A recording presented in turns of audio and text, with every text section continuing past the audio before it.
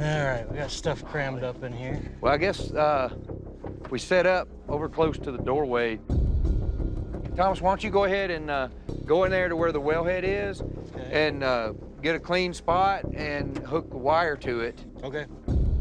After more than 2 months of new investigations on Skinwalker Ranch, we're finally starting to make possible connections that might explain some of the bizarre phenomena that keep happening here. Oh, Look at that.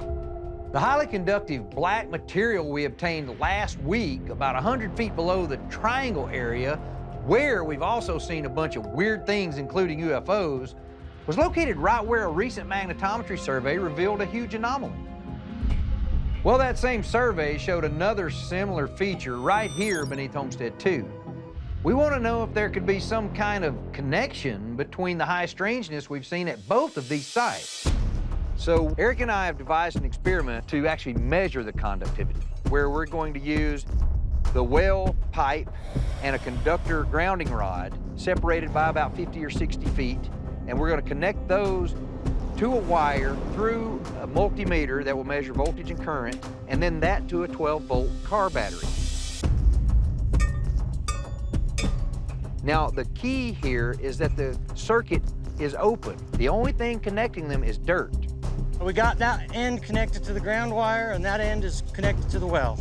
So if the dirt is highly conductive, then current should flow out of the battery, through our measuring device, through the wire, to the copper rod, through the dirt, up through the well, back through the wire, and back to the battery.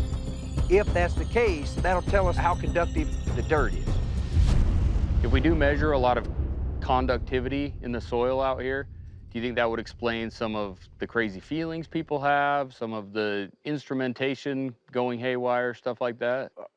Maybe, but here's the thing that's missing, the battery. Right. We'd have to figure out where the battery's coming from. Yeah, we don't know what would energize that There's phenomenon. still a power source somewhere that we hadn't figured out, but we're hoping this will help us maybe get to that. I've wondered for a long time whether there might be some kind of underground energy source. Some people have expressed the belief that aliens are somehow involved. And we may be onto why a conjectured alien civilization or some ancient Earth civilization may have used the area as a power storage. Are we ready to do this? I say we are. Is that the other end hooked up? Yep. All right, Eric, hook it up. Let's go.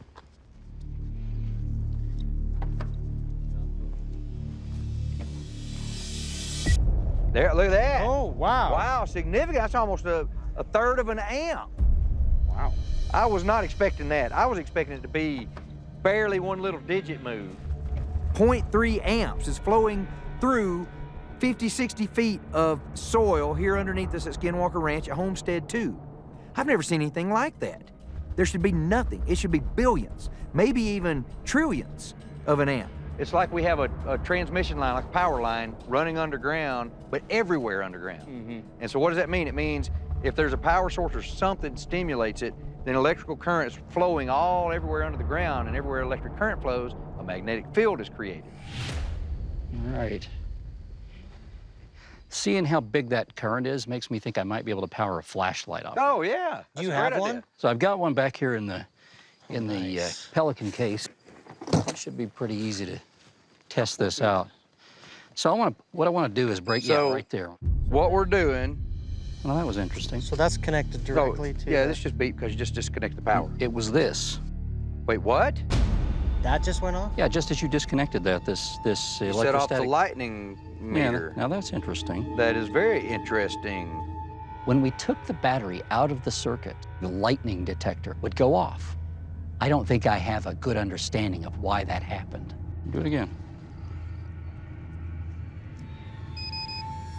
What the? Wow. That. You're conducting energy up through the ground as trigger, somehow it's triggering that thing. What? That's repeatable. Look at that.